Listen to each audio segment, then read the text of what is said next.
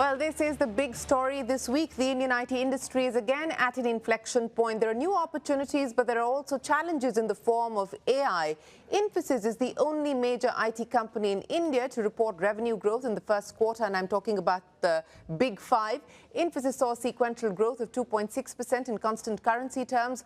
All other tech companies in the Big Five saw their sales contract. Growth is moderating across the sector after a sharp surge fueled by the pandemic. Employee strength at India's top IT companies also been on the decline. TCS, meanwhile, has announced 12,000 job cuts, the largest that the industry has seen so far this year. IT industry body NASSCOM has warned of more potential job cuts, citing the shift away from traditional service delivery to more product-aligned delivery models. Industry body NASSCOM says, and I quote, "In the near term, this shift may lead to some workforce rationalization as traditional skill sets are re-evaluated," end of quote. Well, joining me now to discuss the growth blueprint for Infosys and the future of the Indian IT industry is Salil Parekh, the CEO of Infosys. Salil, always a pleasure. Many thanks for joining us here on CNBC TV 18. I can't help but start by asking you about the questions that are being raised about the Indian IT services model. We've just seen TCS announce job cuts of 12,000 at this point in time. NASSCOM, as I just pointed out, has talked about rationalization as far as workforce is concerned. What is the problem, Salil? And are you also starting to see some of this trickle into the workforce at Infosys? Will you also be looking at job cuts, job rationalization as well? So thanks, Shireen, for having me here. It's always good to be on this program. With respect to what we are seeing, last week we announced our results. As you shared, we had growth in the quarter, we had growth year on year. We had strong growth, for example, in financial services, in manufacturing, energy utilities segment that we have. We had good growth in Europe. We had very strong large deals at $3.8 billion, one mega deal as well. And what we see, all of that is coming from, first, there's a strong attention to AI. And there, Infosys has built over the last several years a very strong approach into AI. Today, we have 300 agents which are doing work within our clients. So that gave us a good traction. Second, to do AI well for large companies, there are two big foundational elements. One is data and one is cloud. And both of those are areas where we have tremendous strength. We saw very good growth, for example, on the cloud side. Then what we saw is a lot of clients are selecting Infosys as they go through consolidation decisions.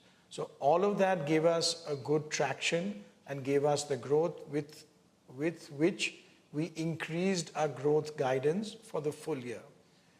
In terms of recruitment, we had a strong recruitment in the first quarter, over 17,000 employees, both lateral and from colleges. And our plan for the full year is to recruit 20,000 college graduates, and that continues. So all of that is giving us a good view into what is going on. And we continue to see all of that change reflected in how Infosys and clients are working. Some of these things we started quite early, our attention to AI, what we've done with large deals. We also work very closely on programs which are mid-size and small, and of course our attention internally to become more efficient on cost. Salil, thanks for articulating the many measures that you've taken. But I just want to understand if you believe that Infosys finds itself insulated from the pain that your peers are talking about.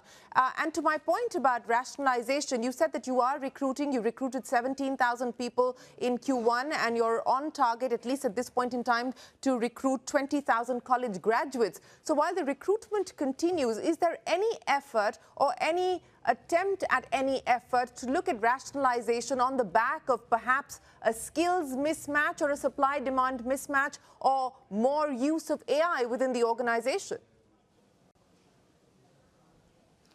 So there, Shri, there's a couple of elements. So first, our utilization is running at a good level.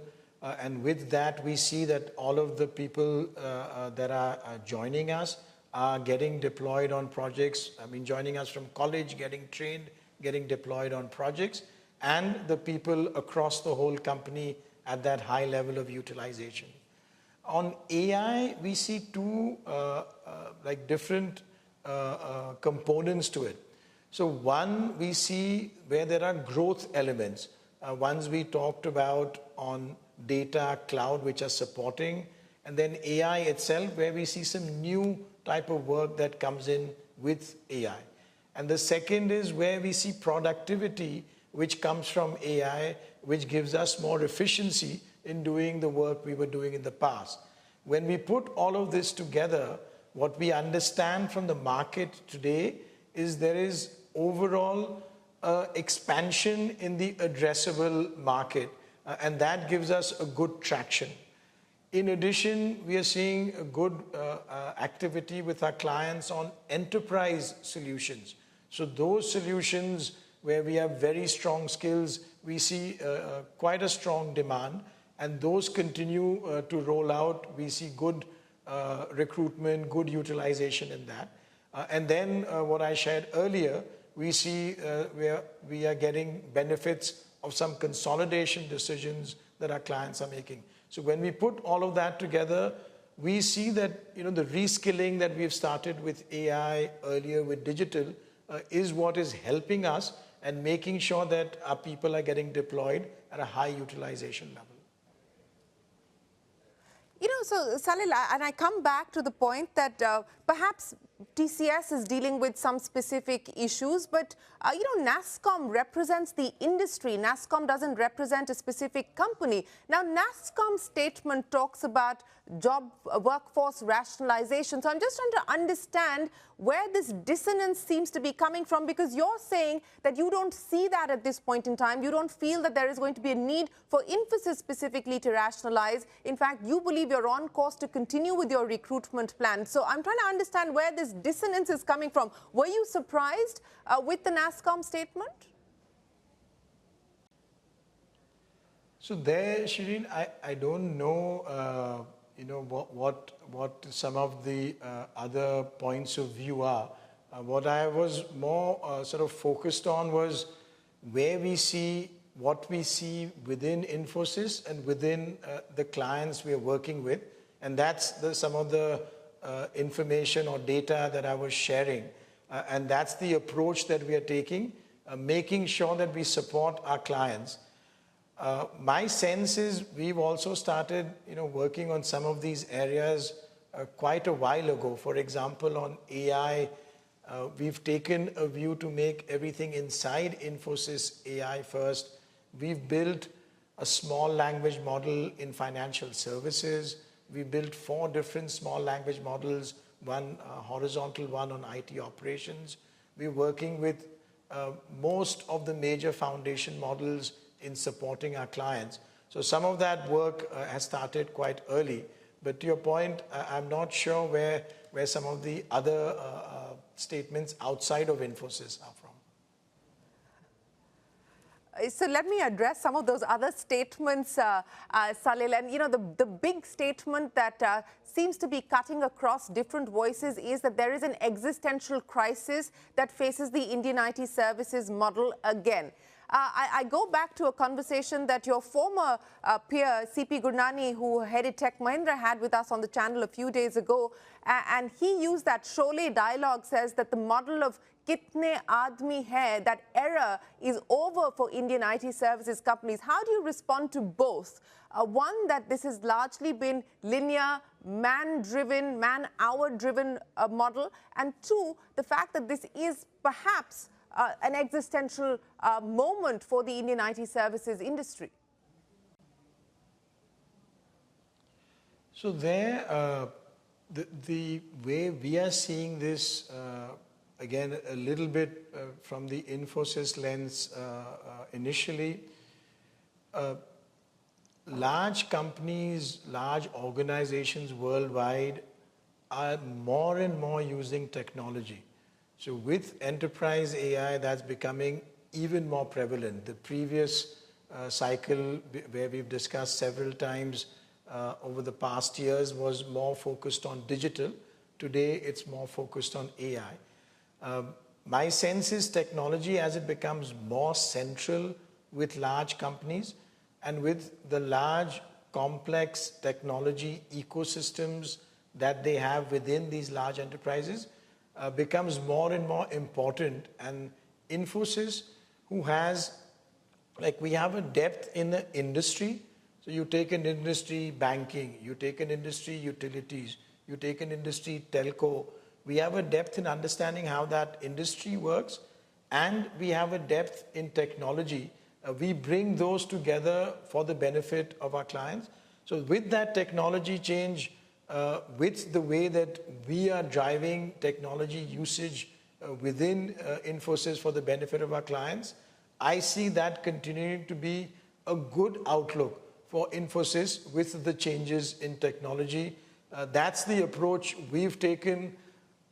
That's the approach that we believe remains important for the global enterprises. And that's how we see today, at least what we saw in terms of what we shared last week in the first quarter, what we saw, the growth, what we saw in financial services, in manufacturing. That's the approach that we are looking at, Sri.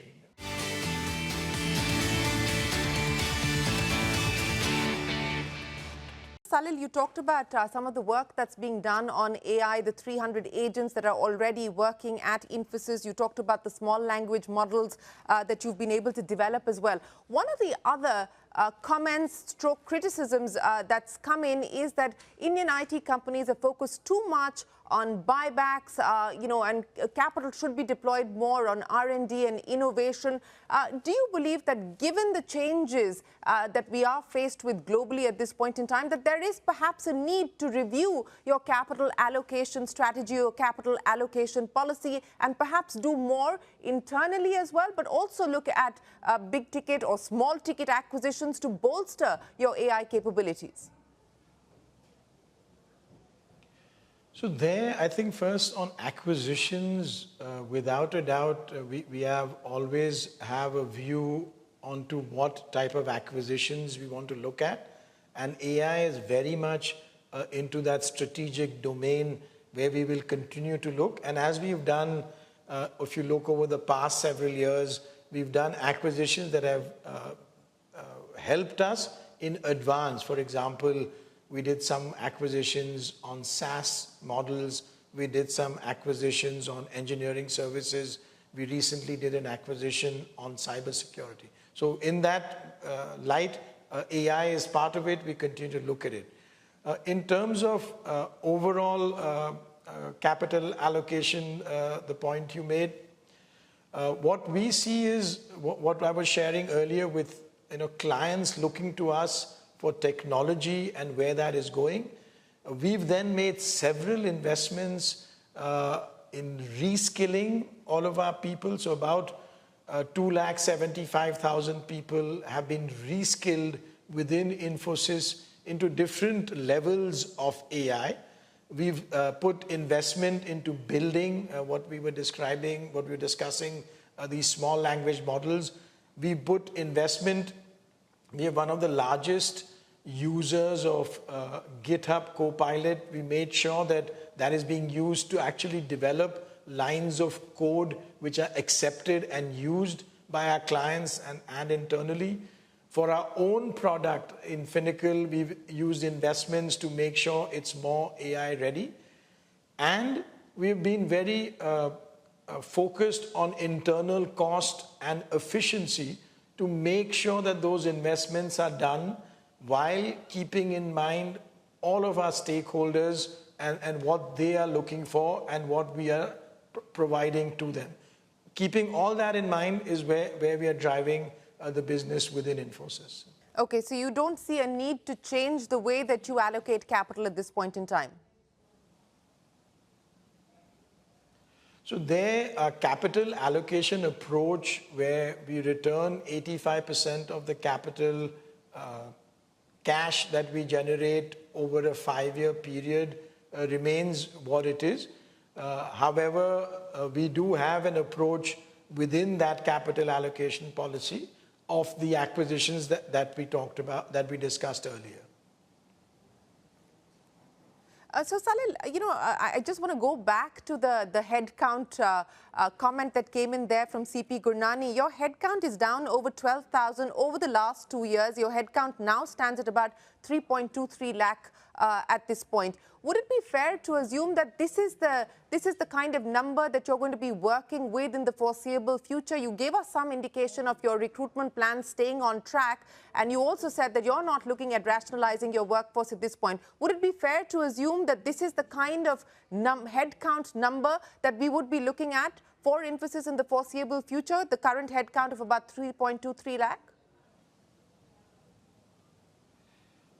So there, what I can share with you is, if you look at about a year ago, so end of the first quarter a year ago, which is about the same time like now, we are about approximately 8,000 more employees than we were at that time.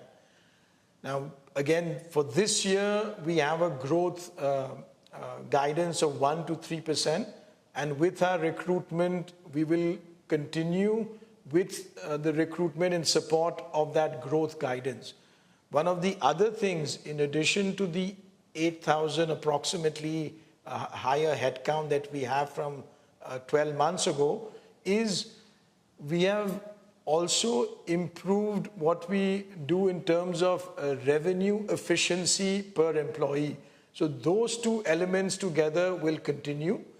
Here, with the growth that we're looking at for this year, and we look, as you know, on an annual basis, we will continue with the recruitment, which will support the growth. I also want to understand about margins, Salil, because the guidance is about 20 to 22%, and you've had this Project Maximus in place now for the last 2 years, pretty much. But we haven't really seen the needle move too much on account of the many measures that you've taken. So is there scope, is there room for you to be able to eke out more to boost margins any further?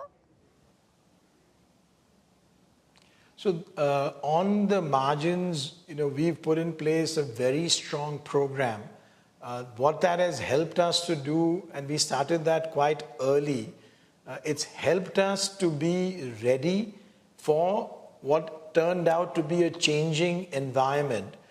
It also helped us to make sure that we could continue to make the investments that we have made as we scaled up AI, as we scaled up cloud, as we scaled up data, cyber, engineering services, enterprise solutions. So all of that needs investment, building the small language models. And we were able to do that while making sure that we delivered the margins which we had given as our guidance, and as we wanted to be, make sure that all the stakeholders were benefiting from that. Salil, I'm going to try and get you to respond in yes and no, and I'm going to throw back to you again comments that have come to us from various quarters, from other CEOs that we've been speaking to. So to start with, do you see this as an existential crisis for the Indian IT services sector, yes or no? So Shireen, my view there is, and I know you want that type of an answer, but my view is technology is becoming more and more critical for clients. AI is more critical. Infosys has invested and built out AI capabilities and other like supporting capabilities, data, cloud, and that becomes important for clients. And for us, we remain well positioned to support our clients. From a client's perspective and from your perspective, do you believe that AI is likely to be deflationary? That's one of the other comments, stroke concerns that we've been hearing of. What could the impact be as far as pricing is concerned? So two parts. I think on the first part, I go back to how I was sharing. There are two components of AI as a composite. The sense we have today from the market from what we understand, that there is a larger addressable market. And we have to make sure that we keep up with that to do more of the new work and to make sure we get the benefits of efficiency. On the pricing, depending on the type of area that one is focused on. For example, if there's work which is more focused on customer service, the productivity benefit that typically is available there, that is usually shared with our client. And so there, what was being done previously, there is an efficiency to that comes in. Typically, we've seen in many examples, either it's new work that we have won from somewhere else, or we are beneficiaries of consolidation. But if you look at a specific area like customer service or other areas, there is a sharing of some of the productivity benefit. Okay, a sharing of some of the productivity benefits, which means that you don't exercise as much pricing power as you previously did. So yeah, there is a sharing of the productivity benefit.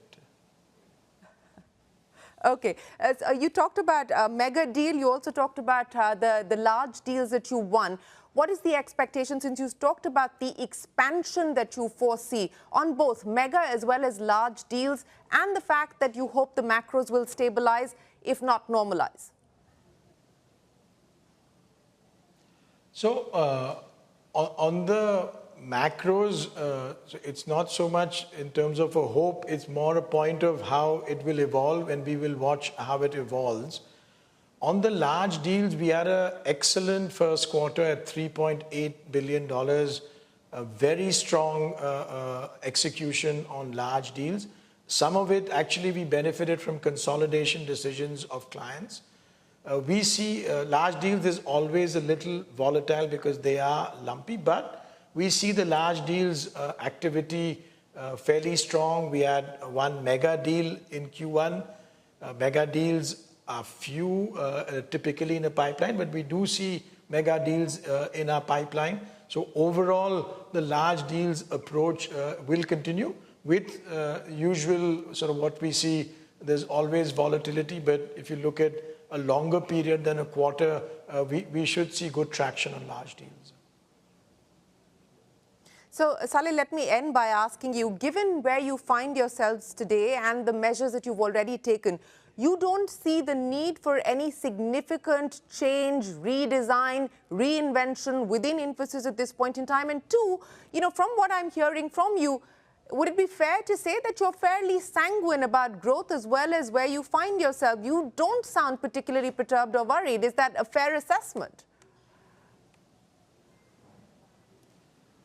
On the first, I think the changes are some things that we've put in some time ago with the attention on AI, with the attention on some of the new areas on cloud. And we have to continue to do that. It's not that we don't have to do that. However, we see technologies being more and more critical for large enterprises, and we need to be on top of it. Equally, also some of the things we've started earlier, for example, on the measures of internal cost efficiency. So we remain constantly efficient.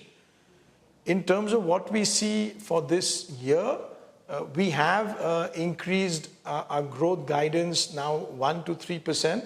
And what we see today, for example, as we closed and announced our results last week, we see that's the growth guidance for this year, which will support that we will do this for college graduates, the 20,000 recruitment for this financial year. I know it's hard. It's hard to get you to move away from either the quarter or the year or your guidance, but we do appreciate you joining us, Salil, and giving us an insight on where things currently stand for Infosys, but also how you view what is happening for the industry and the many changes that the Indian IT services sector will have to brace itself for. Appreciate you joining us here on the record on CNBC TV 18. Many thanks for your time. That's Salil Parekh, the CEO of Infosys, in conversation with us. Believes that there is going to be more opportunity while they continue to focus on cost optimization and cost efficiency, but they're also hopeful that as the macros stabilize at the enterprise level, there will be more expansion of opportunities. A key point being made there on both utilization, which continues to be strong, as well as consolidation. So Infosys winning business perhaps from some of its peers as well. We will take a break. There's a lot more coming up. Don't go anywhere. We're back in a moment with more.